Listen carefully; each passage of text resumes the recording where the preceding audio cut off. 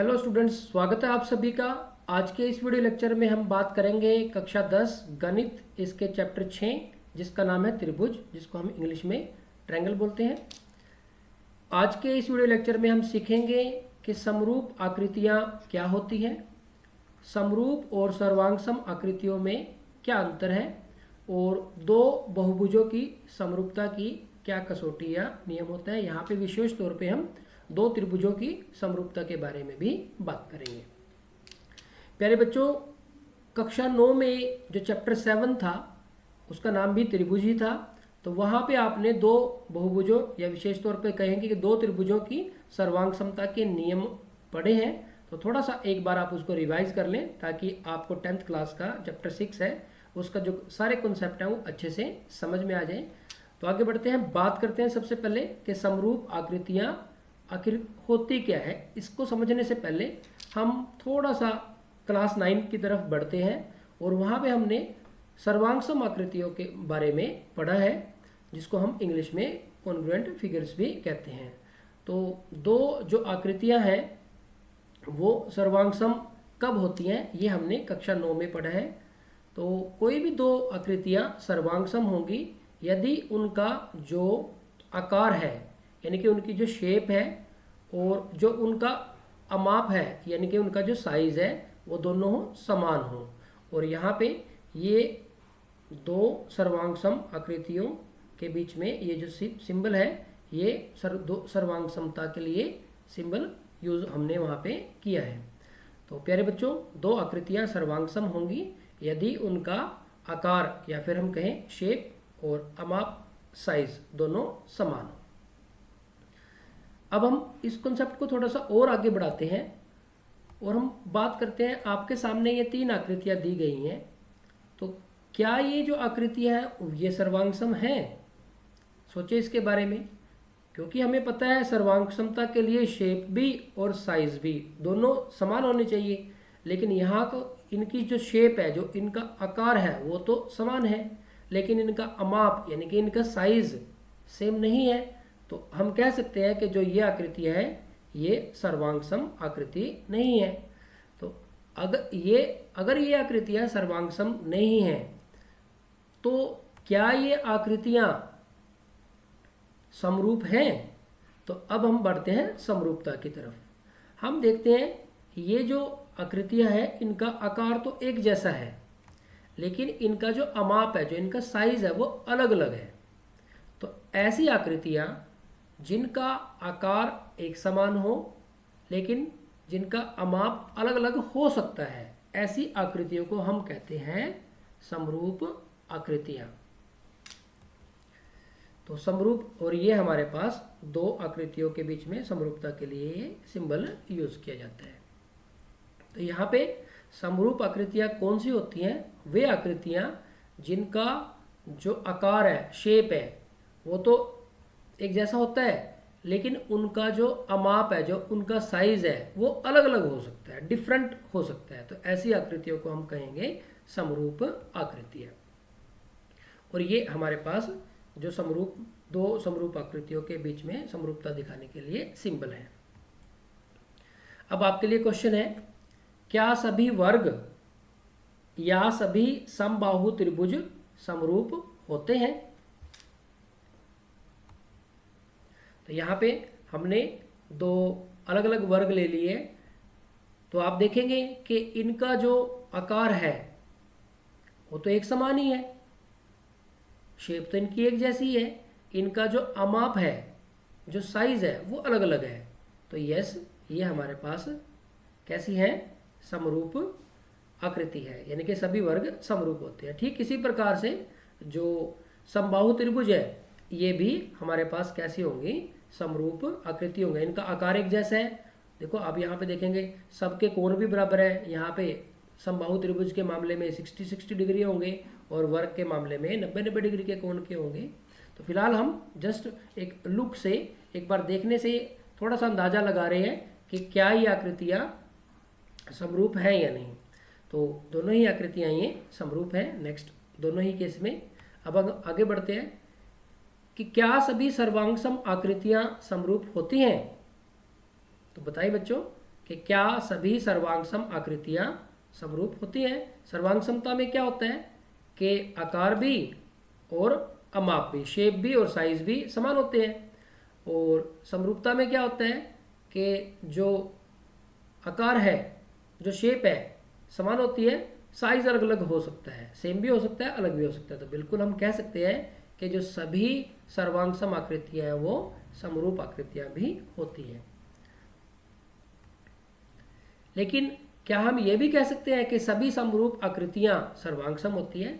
नहीं, ऐसा नहीं कह सकते। अब आप देखेंगे यहाँ पे दो समबाहु त्रिभुज हमने लिए हुए हैं। आप देखेंगे ये समरूप है, लेकिन हम इनको सर्वांगसम नहीं कहते, क्योंकि सर्वांगसमता के लिए क्या होना चाहिए, इनका शेप भी और इनके साइज भी समान होने चाहिए। तो हम कहेंगे कि जो सभी समरूप आकृतियां हैं वो सर्वांगसम नहीं होती हैं, क्योंकि साइज भी सर्वांग समता के लिए सेम होना चाहिए। तो यहाँ से हमारे पास जो कंक्लूजन निकला वो ये है कि सर्वांगसम आकृति समरूप आकृति होती हैं, लेकिन जो समरूप आकृति हैं वो सर्वांगसम आकृतियाँ हो ये कोई जरूर नहीं है, वो समरूप आकृतियाँ सर्वांगसम आकृतियाँ नहीं होती हैं। अब कुछ क्वेश्चंस आपके लिए। पहला क्वेश्चन है कि क्या सभी सर्वांगसम त्रिभुज समरूप होते हैं? बताइए बच्चे, इसका क्या आंसर होगा। नेक्स्ट, ठीक इसी तरह से दूसरा प्रश्न आपके लिए है, क्या सभी वर्ग सर्वांगसम होते हैं? बहुत बढ़िया। अब थोड़ा आगे बढ़ते हैं। प्यारे बच्चों, आपके सामने दो चतुर्भुज दिए हुए हैं। क्या आप इन दोनों चतुर्भुजों को देख के बता सकते हैं कि ये समरूप चतुर्भुज है या नहीं है? तो यहाँ से हम देख के अंदाज़ा नहीं लगा सकते इस केस में, क्योंकि समबाहु त्रिभुज की बात करी जब हमने या वर्ग की बात करी तो देख के हम अंदाज़ा लगा सकते थे, बिल्कुल क्लियर अंदाज़ा लग रहा था कि वो जो आकृति है वो समरूप है। लेकिन यहाँ पे नहीं अंदाज़ा लग रहा, तो उसके लिए हमें कुछ ना कुछ नियम बनाना पड़ेगा। तो अब उस नियम की बात करते हैं कि दो समान भुजाओं की संख्या वाले दो बहुभुज समरूप होते हैं यदि उनके संगत कोण बराबर हों। पहली बात, उनके जो संगत कोण है वो बराबर होने चाहिए, और दूसरा, उनकी जो संगत भुजाएं हैं वो एक ही अनुपात में हो या फिर समानुपात में हो, या फिर हम उनको कह सकते हैं कि समगत भुजाएं समानुपाती हों। अब इस कॉन्सेप्ट को थोड़ा सा और समझते हैं। अब हमारे पास जो दो आकृतियां दी हुई हैं, अब इनकी समरूपता के बारे में हमें जांच करनी है। अब आप देखेंगे कि यहाँ पे जो चतुर्भुज ए बी सी डी है और चतुर्भुज A dash B dash C dash और सी डैश है, आप देखेंगे कि कोण ए और कोण ए डैश 70 डिग्री का है, कोण बी और बी डैश ए भी 70 डिग्री का है, 80 डिग्री का है, कोण सी और सी डैश ये 100 डिग्री के हैं, कोण डी और डी डैश 110 डिग्री के हैं। तो संगत कोण बराबर है। अब संगत भुजाएं की बात करें तो ए बी है हमारे पास 8 सेंटीमीटर, ए डैश बी डैश है 16 सेंटीमीटर, तो कैंसिल करके हमारे पास आ जाएगा 1/2। इसी तरह से बी सी 4 सेंटीमीटर है और बी डैश सी डैश हमारे पास 8 सेंटीमीटर है, इसको भी कैंसिल करेंगे तो यहाँ से भी हमें 1/2 मिलेगा जब हम इसको कैंसिल कर देंगे। अब हमारे पास सी डी हमारे पास है 5 सेंटीमीटर और सी डैश डी डैश है हमारे पास 10 सेंटीमीटर, इसको कैंसिल करके भी हमारे पास 1/2 ही मिलेगा।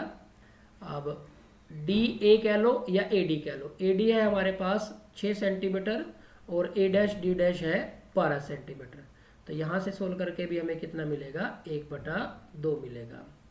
तो आप देखेंगे कि जो संगत भुजाएं हैं उनका जो अनुपात है हर बार कितना आ रहा है, 1/2 आ रहा है, यानी कि संगत भुजाएं समानुपाती है।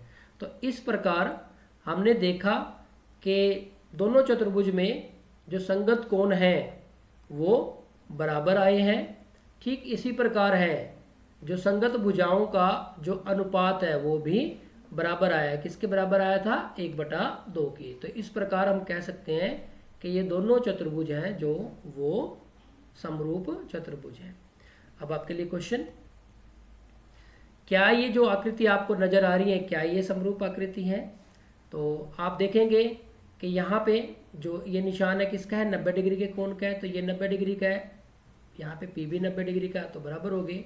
कोण बी 90 डिग्री का, कोण क्यू भी 90 डिग्री का, कोण सी 90 डिग्री का, कोण आर भी 90 डिग्री का, कोण डी 90 डिग्री का, कोण एस भी 90 डिग्री का। तो संगत जो कोण है वो तो बराबर हो गए। अब संगत भुजाओं की बात करें, यहाँ पे ये ए बी 3 सेंटीमीटर और ये 3.5, तो 3 बटे में 3.5। अभी हम दशमलव हटा देते हैं यहाँ से, तो हम ऊपर 10 लगा देते हैं, तो 5 पे कैंसिल करेंगे, 5 दूनी 10 और 5 सत्ते 35, तो ये 6/7 आ गया। इसी तरह से बी सी हमारे पास 3 है और क्यू आर हमारे पास ये भी 3 है, तो 3/3 जब यहाँ से हम करेंगे तो 1/1 आ जाएगा। अब देखो संगत भुजाओं का अनुपात समान नहीं आया, तो इस प्रकार अब आगे जो भुजाएं हैं संगत भुजाएं उनका अनुपात निकालने चेक करने की जरूरत भी नहीं, क्योंकि सारे ही समान आने चाहिए थे।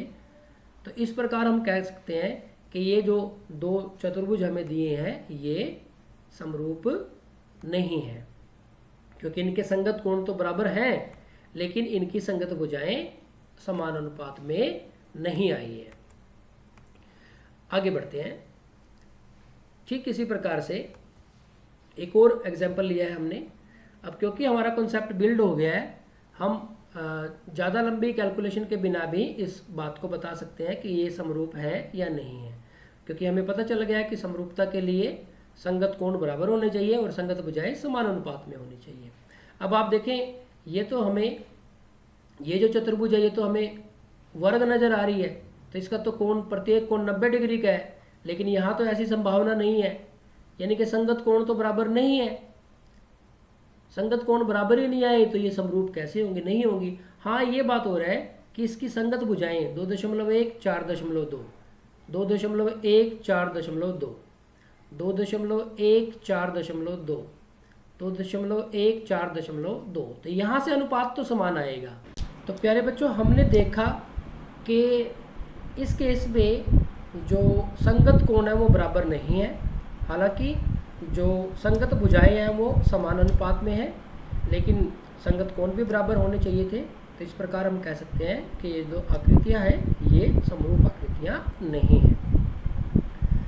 तो आज के इस वीडियो लेक्चर की समरी की सार की बात करें, आज के इस वीडियो लेक्चर में हमने सीखा कि समान भुजाओं की संख्या वाले दो बहुभुज समरूप होते हैं यदि उनके संगत कोण बराबर हों।